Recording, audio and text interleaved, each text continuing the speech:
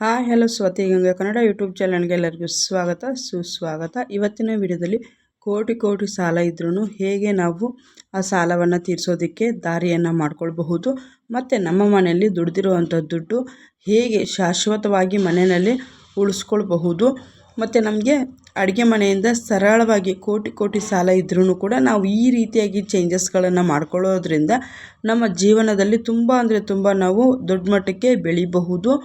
ಹಾಗಾಗಿ ಅದು ಏನೆಲ್ಲ ನಾವು ತಪ್ಪುಗಳನ್ನು ಮಾಡ್ತಾ ಇರ್ತೀವಿ, ಏನನ್ನು ಮಾಡಬಾರ್ದು, ಏನನ್ನು ಮಾಡಬೇಕು, ಅದರಿಂದ ನಮ್ಮದು ಎಷ್ಟೇ ಒಂದು ಕೋಟಿಗಟ್ಟಲೆ ಸಾಲ ಇದ್ದರೂ ಕೂಡ ನಾವು ಈಸಿಯಾಗಿ ಸುಲಭವಾಗಿ ತೀರಿಸ್ಕೊಳ್ಬಹುದು ಅನ್ನೋ ಅಂಥ ಕಂಪ್ಲೀಟ್ ಆಗಿರೋಂಥ ಮಾಹಿತಿನ ಈ ವಿಡಿಯೋದಲ್ಲಿ ಕೊಡ್ತೀವಿ. ಏನೇನೆಲ್ಲ ಮಾಡಬೇಕು ಅನ್ನೋದನ್ನು ಕೂಡ ನಾನು ಇವತ್ತು ನಿಮಗೆ ಕಂಪ್ಲೀಟಾಗಿ 1 by 1 ನಾನು ಮನೆಯಲ್ಲಿ ಏನನ್ನು ಫಾಲೋ ಮಾಡ್ತೀನಿ ಅನ್ನೋದರಿಂದ ಕೂಡ ನಿಮಗೆ ಅದನ್ನು ತೋರಿಸ್ತಾ ಹೋಗ್ತೀನಿ. ಮತ್ತು ನಿಮ್ಮ ಸಂಬಳ ಫಸ್ಟು ನೀವು ಚಿಕ್ಕದಾಗನ ದುಡಿಬೋದು, ದೊಡ್ಡದಾಗನ ದುಡಿಬಹುದು. ಆ ದುಡ್ಡು ನಿಮಗೆ ಮತ್ತೆ ಜಾಸ್ತಿ ಆಗಬೇಕು, ವೃದ್ಧಿ ಆಗಬೇಕು ಅಂದರೆ ಏನನ್ನ ಮಾಡಬೇಕು ಅನ್ನೋ ಅಂಥದ್ದನ್ನು ಕಂಪ್ಲೀಟಾಗಿ ಈ ವಿಡಿಯೋದಲ್ಲಿ ಪ್ರತಿಯೊಂದು ಸ್ಟೆಪ್ ಬೈ ಸ್ಟೆಪ್ಪು ಹೇಳಿದ್ದೀನಿ. ಖಂಡಿತವಾಗ್ಲೂ ನೀವು ಆ ವಿಡಿಯೋನ ಪೂರ್ತಿಯಾಗಿ ನೋಡಿ ನಿಮ್ಮ ಕೂಡ ಉಪಯೋಗ ಮಾಡ್ಕೊಳ್ಳಿ. ಎಷ್ಟೇ ಇವಾಗ 10,000 ಇರ್ಬೋದು, 5,000 ಇರ್ಬೋದು, ಇಲ್ಲಾಂದರೆ ತಿಂಗಳ ಕೊನೆಯಲ್ಲಿ ಪ್ರತಿ ಸತಿ ನಮಗೆ ಸಾಲ ಆಗ್ತಾಯಿದೆ ಅನ್ನೋ ಅಂಥವ್ರು ಆಗಿರಬಹುದು, ಇಲ್ಲ ನಾವು ಏನೇ ಒಂದು ಮಾಡೋಕ್ಕೋದ್ರೂ ಕೈ ಸುಟ್ಕೊಳ್ಳುತ್ತೆ ಅನ್ನೋದಾಗಿರ್ಬೋದು. ಬನ್ನಿ ಇವಾಗ ಏನೇನೆಲ್ಲ ಬೇಕು ಅವಕ್ಕೆ ಅಂತೇಳಿ ತಿಳಿಸ್ಕೊಡ್ತೀನಿ. ನೋಡಿ, ನಾನಿಲ್ಲಿ ಮೊದಲಿಗೆ ನಿಮಗೆ 3 ಡಬ್ಬಗಳನ್ನು ತೋರಿಸ್ತಾ ಇದ್ದೀನಿ. ಇದೇನಪ್ಪ ಇವರು ಕೋಟಿ ಸಾಲ ತೀರಿಸಬಹುದು ಅಂತ ಹೇಳಿದ್ದಾರೆ, ಬಟ್ ಆದರೆ ಏನೋ ಇವರು ಒಂದು 3 ಡಬ್ಬ ತೋರಿಸ್ತಾ ಇದ್ದೀರಿ ಅಂತಾರೆ. ಈ ಡಬ್ಬದಿಂದನೇ ನಮ್ಮ ಜೀವನದ ದಿಕ್ಕನ್ನು ನಾವು ಬದಲಾವಣೆಯನ್ನು ಮಾಡ್ಕೊಳ್ಬಹುದು. ಏನಿದು, ಒಂದು ಸ್ಟೀಲ್ ಡಬ್ಬ, ಒಂದು ಪ್ಲಾಸ್ಟಿಕ್ ಡಬ್ಬ, ಒಂದು ಪಿಂಗಾಣಿ ಡಬ್ಬ, ಈ ರೀತಿಯಾಗಿ ಇಟ್ಕೊಂಡಿದ್ದೀರಿ ಅಂತ ಇದ್ದೀರಲ್ವಾ. ನೋಡಿ, ಯಾರ್ಯಾರ ಮನೆಯಲ್ಲಿ ಪ್ರತಿಯೊಬ್ಬರು ಕಿಚನಲ್ಲೂ ಕೂಡ ಅಷ್ಟೇ ಸ್ಟೀಲ್ ಡಬ್ಬನೂ ಇರುತ್ತೆ, ಪ್ಲಾಸ್ಟಿಕ್ ಡಬ್ಬನೂ ಇರುತ್ತೆ, ಪಿಂಗಾಣಿ ಡಬ್ಬನೂ ಇರುತ್ತೆ. ಆದರೆ ನಾವು ಇದರಲ್ಲಿ ಯಾವುದನ್ನು ಆರಿಸ್ಕೊಳ್ಬೇಕು ಅನ್ನೋದನ್ನು ನಾನು ನಿಮಗೆ ತಿಳಿಸ್ಕೊಡ್ತೀನಿ. ನೋಡಿ, ಈ ಒಂದು ನಮಗೆ ನಾವು ಅಡುಗೆ ಮನೆಯಲ್ಲಿ ಮೊದಲು ಚೇಂಜಸ್ ಮಾಡಬೇಕಾಗಿರೋವಂಥದ್ದೇ ಈ ಡಬ್ಬಗಳನ್ನೇ.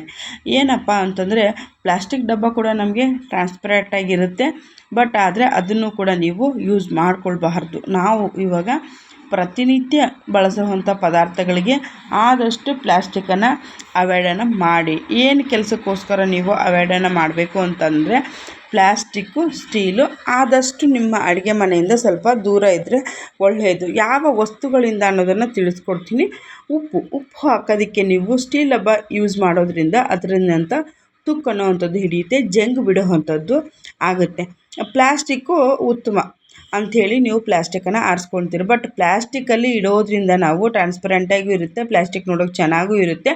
ಆ ಉಪ್ಪನ್ನು ಅದರಲ್ಲಿ ಹಾಕೋದ್ರಿಂದ ನಮಗೆ ವಿಪರೀತವಾಗಿ ಸಾಲ ಆಗ್ತಾ ಇರುತ್ತೆ, ನಮಗದು ಗೊತ್ತಾಗೋದೇ ಇಲ್ಲ. ಪ್ಲಾಸ್ಟಿಕ್ ಡಬ್ಬ ಯಾರೆಲ್ಲ ಒಂದು ಅಡುಗೆ ಮನೆಯಲ್ಲಿ ಇಟ್ಕೊಂಡಿದ್ದೀರೋ ಖಂಡಿತವಾಗ್ಲೂ ಇವತ್ತಿನ ದಿವಸ ಯಾರೆಲ್ಲ ನೋಡ್ತಾಯಿದ್ರು ಆ ಪ್ಲಾಸ್ಟಿಕ್ ಡಬ್ಬವನ್ನು ತೆಗೆದು ಬಿಸಾಕಿ ಸ್ಟೀಲಲ್ಲೂ ಇಡೋಕ್ಕೆ ಹೋಗಬೇಡಿ. ಯಾಕಂತಂದರೆ ಅದು ತುಕ್ಕಿನ ಅಂಶ ಬಿಡೋವಂಥದ್ದು. ಹಾಗಾಗಿ ನಿಮಗೆ 50 ರೂಪಾಯಿಗೂ ಸಿಗುತ್ತೆ, 100 ರೂಪಾಯಿಗೂ ಸಿಗುತ್ತೆ, ಒಂದು 25 ರೂಪಾಯಿಗೂ ಸಿಗುತ್ತೆ. ಪಿಂಗಾಣಿ ಡಬ್ಬಗಳು ಚಿಕ್ಕದಾಗಾದ್ರೂ ಸಿಗುತ್ತೆ ನಿಮಗೆ, ದೊಡ್ಡದಾಗಾದ್ರೂ ಸಿಗುತ್ತೆ. ನೋಡಿ, ನಾನಿಲ್ಲಿ ಈ ಒಂದು ತಂತ್ರಸಾರವನ್ನು ಯಾವಾಗ ಮಾಡ್ಕೋಬೇಕಂದ್ರೆ, ಪ್ರತಿ ಅಮಾವಾಸ್ಯೆಗೆ ನೀವು ಉಪ್ಪನ್ನು ನಿಮ್ಮ ಮನೇಲಿ ಇರಲಿ ಇಲ್ಲದೆ ಹೋಗಲಿ, ಪ್ರತಿ ಅಮಾವಾಸ್ಯೆಗೆ ನೀವು ಒಂದು ಕಲ್ಲುಪ್ಪು ಪ್ಯಾಕೆಟು, ಒಂದು ಪುಡಿ ಉಪ್ಪು ಪ್ಯಾಕೆಟು. ಪುಡಿ ಉಪ್ಪು ಬೇಕೇ ಬೇಕಲ್ವ ನಮಗೆ, ಇಲ್ಲಾಂದರೆ ಕೆಲವೊಬ್ಬರು ಕಲ್ಲುಪ್ಪನ್ನು ತಂದು ಮಿಕ್ಸಿ ಮಾಡ್ಕೊತಾರೆ, ಅದು ಅವರವರ ಅನುಕೂಲಕ್ಕೆ ಬಿಟ್ಟಿರೋವಂಥದ್ದು. ಆದರೆ ಪ್ರತಿ ಅಮಾವಾಸ್ಯೆಗೂ ನೀವು ಮನೆಗೆ ಲಕ್ಷ್ಮಿಯನ್ನು ಆವಾಹನೆ ಮಾಡ್ಕೋಬೇಕು. ಯಾವ ರೀತಿಯಾಗಿ ನಾವು ಚಿನ್ನ ಬೆಳ್ಳಿ ಇಲ್ಲೆಲ್ಲ ಲಕ್ಷ್ಮಿ ಬಂದುಬಿಡ್ತಾರೆ, ಬಟ್ ಆದರೆ ಅದು ನಮ್ಮ ಕೈಲೇ ತೊಗೊಳೋಕ್ಕೆ ಸಾಧ್ಯ ಆಗೋಲ್ಲ. ನಮಗೆ ಅಡುಗೆಗೂ ಬೇಕು, ಆದರೆ ಒಳ್ಳೆ ದಿನವೂ ತರಬೇಕು. ಹಾಗಾಗಿ ನಿಮ್ಮ ಮನೆಯಲ್ಲಿ ಈ ದಪ್ಪದು ಆಯಿತು, ಸಣ್ಣದು ಆಯಿತು. ಸಣ್ಣ ಇತ್ತು ಅಂದರೆ ಏನು ತೊಂದರೆ ಇಲ್ಲ, ದಪ್ಪದಾದರೂ ನೀವು ಕಂಪಲ್ಸರಿಯಾಗಿ ಕಲ್ಲುಪ್ಪನ್ನು ನೀವು ಪ್ರತಿ ಅಮಾವಾಸ್ಯೆಗೆ ತರೋವಂಥ ಒಂದು ಅಭ್ಯಾಸವನ್ನು ಮಾಡ್ಕೊಳ್ಳಿ. ಇವಾಗ ಈ ತಂತ್ರಸಾರವನ್ನು ನಾನು ಯಾಕೆ ತಿಳಿಸ್ತಾ ಇದ್ದೀನಿ ಅಂತಂದರೆ, ಇನ್ನೇನು ನಮಗೆ ಹೋಳಿ ಹುಣ್ಣಿಮೆಯ ಅಮಾವಾಸ್ಯೆ ಈ ಪೌರ್ಣಮಿ ಅಂತೇಳಿ ಬರುತ್ತೆ. ಹಾಗಾಗಿ ಆ ಪೌರ್ಣಮಿ ದಿವಸ ಸಾಕ್ಷಾತ್ ಮಹಾಲಕ್ಷ್ಮಿ ಹುಟ್ಟಿರುವಂಥ ದಿನ ಅದು. ಅವತ್ತಿನಿಂದನೇ ನೀವು ಪ್ರಾರಂಭ ಮಾಡಿ. ನಿಮ್ಮ ಕೈಯಲ್ಲಿ ಏನೂ ತೊಗೊಳೋದಕ್ಕಾಗಿಲ್ಲ ಅಂತಂದರೆ ನೀವು ಒಂದು ಪ್ಯಾಕೆಟ್ ಕಲ್ಲುಪ್ಪನ್ನು ತೆಗೆದುಕೊಳ್ಳಿ. ಅದರ ಜೊತೆಯಲ್ಲಿ 10 ರೂಪಾಯಿ ಕೊಟ್ಟರೆ ಲವಂಗದ ಪ್ಯಾಕೆಟ್ ಅನ್ನೋವಂಥದ್ದು ಸಿಗುತ್ತೆ. ಜಾಸ್ತಿ ಏನು ನಮಗೆ ಅವಶ್ಯಕತೆ ಇಲ್ಲ. ಈ ಉಪ್ಪಿನ ಜರಡಿಯನ್ನು ನೀವು ಇನ್ನೂ 3-4 ದಿನ ಇದೆ, ಹಾಗಾಗಿ ಈ ವಿಡಿಯೋದಲ್ಲಿ ನಾನು ತಿಳಿಸ್ತಾ ಇದ್ದೀನಿ. ಉಪ್ಪಿನ ಜರಡಿ ನಿಮಗೆ ಪ್ರತಿಯೊಂದು ಇವಾಗ ರೋಡ್ ಸೈಡಲ್ಲಿ ಮಾರ್ತಾ ಇರ್ತಾರೆ. 50 ರೂಪಾಯಿ, 70 ರೂಪಾಯಿ, 80 ರೂಪಾಯಿ ಹಿಂಗಿರುತ್ತೆ. 1 kg ಪ್ಯಾಕೆಟ್ ಹಿಡಿಯುವಂಥದ್ದು. ಒಂದು ನೀವು ಪಿಂಗಾಣಿ ಡಬ್ಬವನ್ನು ತೆಗೆದುಕೊಳ್ಳಿ. ಅದನ್ನು ನೀಟಾಗಿ ತೊಳೆದು ಅದನ್ನು ಒಳಗೆಲ್ಲ ಕ್ಲೀನಾಗಿ ಒರೆಸಿಬಿಟ್ಟು ಪೌರ್ಣಮಿ ದಿವಸ ಈ ಕೆಲಸವನ್ನು ನೀವು ಮಾಡಬೇಕು. ಬೆಳಗ್ಗೆನಾದ್ರೂ ಮಾಡ್ಕೊಳ್ಳಿ, ಸಂಜೆನಾದರೂ ಮಾಡ್ಕೊಳ್ಳಿ, ಯಾವಾಗ ನಿಮ್ಗೆ ಅನುಕೂಲ ಇದೆಯೋ ಆವಾಗ ಮಾಡ್ಕೊಳ್ಳಿ. ನೀವು ಆ ಖಾಲಿ ಡಬ್ಬವನ್ನು ನೀಟಾಗಿ ಒರೆಸಿಬಿಟ್ಟು ಅದಕ್ಕೆ ನೀವು ಈ ಒಂದು ಉಪ್ಪನ್ನು ಹಾಕ್ಕೊಳ್ಬೇಕು. ಏನನ್ನ ಸ್ವಲ್ಪ ಅದು ಉಪ್ಪು ಏನನ್ನ ತ್ಯಾವ ಇದ್ದರೆ ಸ್ವಲ್ಪ ಉಪ್ಪನ್ನು ಒಂದು ಸ್ವಲ್ಪ ಬಿಸಿ ಮಾಡ್ಕೊಳ್ಳಿ. ಆವಾಗ ಅದು ನೀಟಾಗಿ ಡ್ರೈ ಆಗಿಬಿಡುತ್ತೆ. ಒಂದು ಬಿಸಿ ಆಗಿರೋಂಥ ಬಾಣಲಿಗೆ ಸ್ವಲ್ಪ ಉಪ್ಪನ್ನು ಡ್ರೈ ಮಾಡ್ಕೊಳ್ಳಿ. ಆಮೇಲೆ ಈ ಡಬ್ಬಕ್ಕೆ ಹಾಕ್ಕೊಂಡ್ಬಿಟ್ಟು 6 ಲವಂಗ ತೆಗೆದುಕೊಳ್ಬೇಕು. ಆ ಲವಂಗ ಬಂದು ಲಕ್ಷ್ಮೀ ಸ್ವರೂಪ. 6 ಅಂತಂದರೆ ಶುಕ್ರನ ನಂಬರು.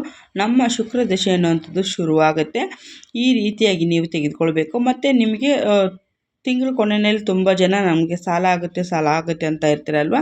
ನೋಡಿ ಅವತ್ತು ನಾನೇನು ತೋರಿಸ್ತಾ ಇದ್ದೀನಿ ನೋಡಿ, ನಿಮಗೆ ಮತ್ತೆ ತೋರಿಸ್ತಾ ಇದ್ದೀನಿ.